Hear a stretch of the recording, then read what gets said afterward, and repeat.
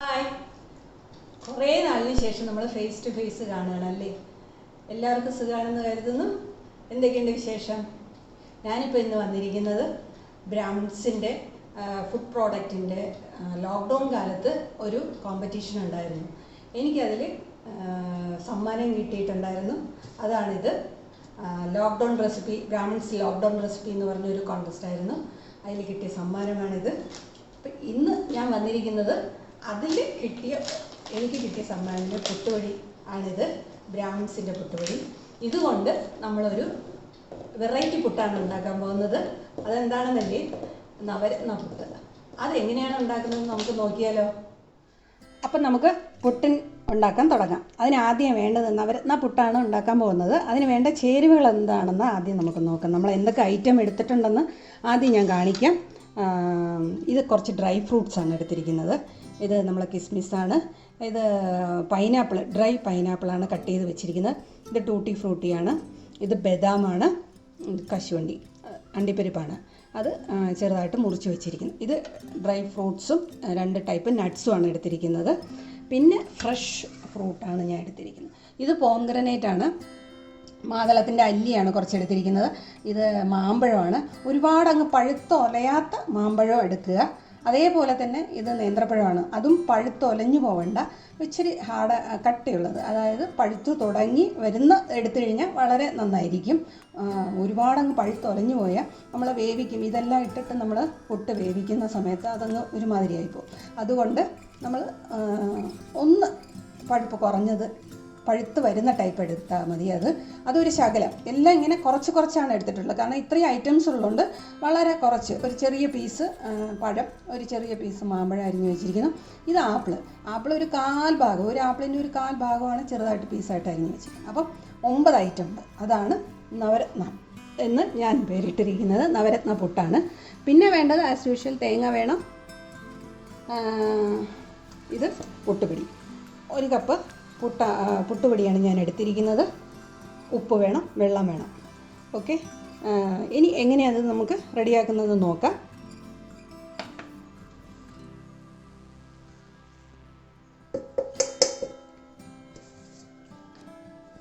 ആദ്യം ഞാൻ എൻ്റെ സ്റ്റൈൽ കാണിക്കാം. ഞാൻ പുട്ട് കുഴയ്ക്കുന്നത് ഈസി മെത്തേഡിലാണ്. നിങ്ങൾക്ക് അത് ഉപകാരപ്പെടുകയാണെങ്കിൽ നിങ്ങൾക്ക് ഇത് തന്നെ ടെസ്റ്റ് ചെയ്യാം. ഞാൻ 1 കപ്പ് പുട്ടുപൊടിയാണ് എടുത്തിരിക്കുന്നത്. അതിന് ഏകദേശം ഒരു 1/4 to 1/2 കപ്പ് വെള്ളമാണ് ഞാൻ ആദ്യം എടുത്തിരിക്കുന്നത്. അതിൽ നമ്മൾ എന്ത് ചെയ്യണം, ഒരു ശകലം ഉപ്പിടണം. എന്നിട്ട് അത് നന്നായിട്ട് മിക്സ് ചെയ്യുക. എന്നിട്ട് അതിൻ്റെ ഉപ്പ് നോക്കുക, കറക്റ്റായിട്ട് ഉപ്പ് നമ്മൾ ഇതാക്കുക.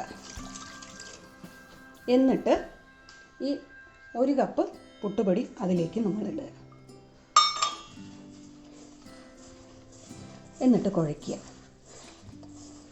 ഇനി പോരാത്ത വെള്ളം നമ്മൾ ശകലം ഒന്ന് തളിച്ചു കൊടുത്തിട്ട് ചെയ്താൽ മതി. ഇതാകുമ്പോൾ വളരെ പെട്ടെന്ന് നമുക്ക് പുട്ട് കുഴയ്ക്കുകയും ചെയ്യാം, കട്ട പിടിക്കത്തുമില്ല. വളരെ ഈസി ആയിട്ട് 2 മിനിറ്റിനകത്ത് നമുക്ക് പുട്ട് കുഴച്ചെടുക്കാൻ പറ്റും. കണ്ടോ, കഴിഞ്ഞു.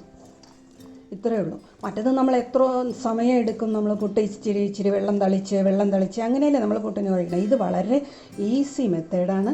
കഴിഞ്ഞു. കണ്ടോ, ഇതാണ് നമ്മൾ പാകം നോക്കുന്നത്. എങ്ങനെയല്ലേ വെള്ളം കറക്റ്റാണോ എന്ന് അറിയുന്നത്, പാകം നോക്കുന്നത് ഇങ്ങനെ പിടിച്ചു നോക്കുമ്പോൾ ഇങ്ങനെ വരണം. നമ്മൾ ഉതിർത്തിടുമ്പോൾ വരണം. കണ്ടോ, ഇത്ര പെട്ടെന്നാണ് നമ്മൾ പുട്ട് കുഴച്ചതെന്ന്. ഇതെല്ലാവർക്കും ഒന്ന് പരീക്ഷിച്ച് നോക്കാവുന്ന കാര്യമാണ്. വളരെ ഈസി ആയിട്ട് നമുക്ക് പുട്ടിൻ കുഴയ്ക്കുന്നത് ഒരു ബുദ്ധിമുട്ടേ അല്ല. കഴിഞ്ഞു. ഇത് പുട്ട് കുഴച്ച് കഴിഞ്ഞു. ഇനി ഇതൊരു 10-15 മിനിറ്റ് നമ്മൾ ഒന്ന് മാറ്റി വയ്ക്കാം, അടച്ച് വയ്ക്കാം.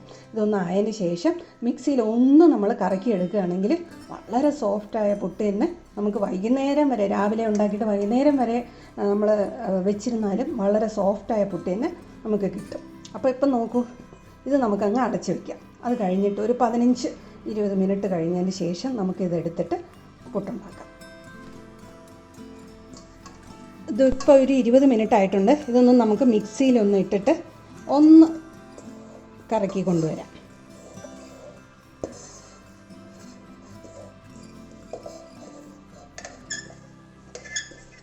കുറച്ചുകൂടെ നന്നായിട്ട് സോഫ്റ്റായിട്ട് നല്ല ഇതായിട്ട് വരും.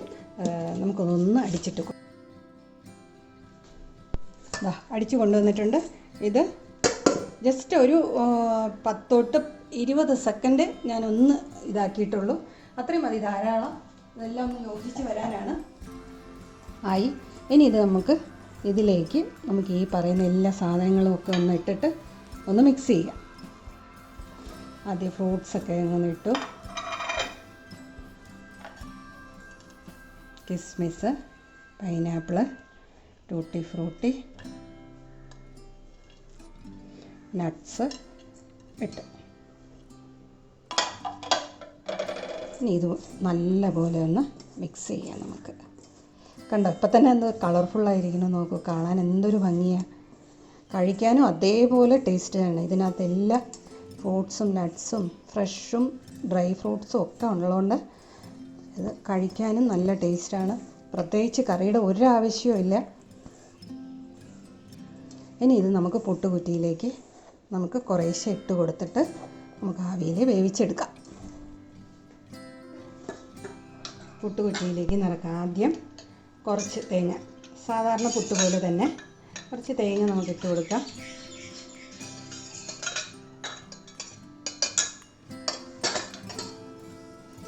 അതിലോട്ട് ഇതിൽ നമ്മൾ നടുക്ക് നമ്മൾ തേങ്ങ വെച്ചിട്ട് ഡിവൈഡ് ചെയ്യുന്നില്ല. അതാണ് ഇതിൻ്റെ ഇത് ഒറ്റ സ്റ്റെപ്പിന് നമ്മളിതങ്ങ് നിറയ്ക്കുന്നു. താഴെ മേളിലും മാത്രം നമ്മൾ തേങ്ങ ഇട്ട് കൊടുത്താൽ മതി. അപ്പോഴാണ് കാണാനൊരു ലുക്ക് ഉണ്ടാവുക.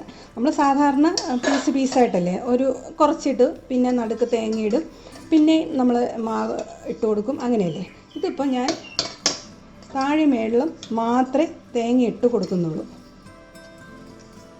അപ്പോൾ ഇത് നമ്മൾ എടുക്കുമ്പോൾ കാണാൻ നല്ല ഭംഗിയായിട്ടുണ്ടാവും. ഡിവൈഡ് ചെയ്യേണ്ട ആവശ്യമില്ല.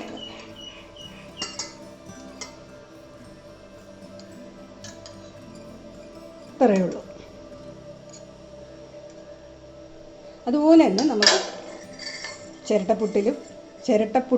ചിരട്ടയുടെ ഷേപ്പിലുള്ള പാത്രത്തിൽ നമുക്കുണ്ടാക്കാം. ചിരട്ട പുട്ട് പോലെ നമുക്ക് ഉണ്ടാക്കാമല്ലോ. അതും അതേപോലെ തന്നെ ആദ്യം കുറച്ച് തേങ്ങ ഇട്ട് കൊടുക്കുക. അതിൽ കുറച്ച് ടൂട്ടി ഫ്രൂട്ടിയൊക്കെ ഒരു ഭംഗിക്കും ഇച്ചിരി ഇതാക്കാനും ഒക്കെ നമുക്കിതൊന്ന് ഇട്ട് കൊടുക്കുക. അത് കഴിഞ്ഞിട്ട് നമുക്ക് പുട്ടിൻ്റെ പൊടിയൊന്നും നമുക്ക് ഇട്ട് കൊടുക്കാം.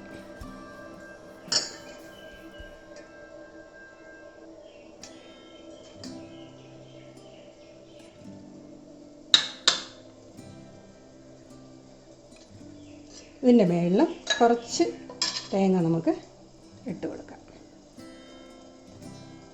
നമുക്ക് ആവി വന്നിട്ട് ഒരു 7 തൊട്ട് 8 മിനിറ്റ് വരെ നമുക്കൊന്ന് വേവിച്ചെടുക്കാം. അപ്പോൾ ഇത് ഞാൻ പുട്ടുകുറ്റിയിലേക്ക് വെക്കുകയാണിതാ. ഇതാവട്ടെ. ഇതും ഞാൻ കുക്കറിൻ്റെ ഇതിലോട്ട് ഇതും വയ്ക്കാൻ പോവുകയാണ്. ഒരു ആവി വന്നതിന് ശേഷം ഒരു 7 തൊട്ട് 8 മിനിറ്റ് വരെ നമുക്കൊന്ന് വേവിച്ചെടുക്കാം. അത് കഴിഞ്ഞിട്ട് നമുക്ക് നോക്കാം. അങ്ങനെ നമ്മുടെ അടിപൊളി നവരത്ന പുട്ട് റെഡി ആയിട്ടുണ്ട്. നോക്കൂ, കളർഫുള്ള്. കാണാൻ മാത്രമല്ല കേട്ടോ, ഇത് കഴിക്കാനും വളരെ വളരെ വളരെ ഹെൽത്തിയാണ്. കാരണം ഡ്രൈ ഫ്രൂട്ട്സും നട്ട്സും ഫ്രഷ് ഫ്രൂട്ട്സും ഒക്കെ ചേർന്നതാണ്. വേറെ കറിയുടെ പ്രത്യേകിച്ച് ഒരാവശ്യമില്ല. കുട്ടികൾക്കായാലും വളരെ ഇഷ്ടപ്പെട്ട് കഴിക്കും. പല തരത്തിലുള്ള ഫ്രൂട്ട്സും നട്ട്സും ഒക്കെ ഉണ്ട്. വളരെ ആരോഗ്യദായകമാണ്. എല്ലാവരും ഒന്ന് ഉണ്ടാക്കി നോക്കൂ. ഒരു വ്യത്യസ്തമായ പുട്ടാണിത്. ഇഷ്ടപ്പെടുകയാണെങ്കിൽ ലൈക്ക് ചെയ്യുക, കമൻറ്റ് ചെയ്യുക, സബ്സ്ക്രൈബ് ചെയ്യുക, ഷെയർ ചെയ്യുക. അടുത്ത വീഡിയോയിൽ കാണുന്നവരെ നന്ദി, നമസ്കാരം.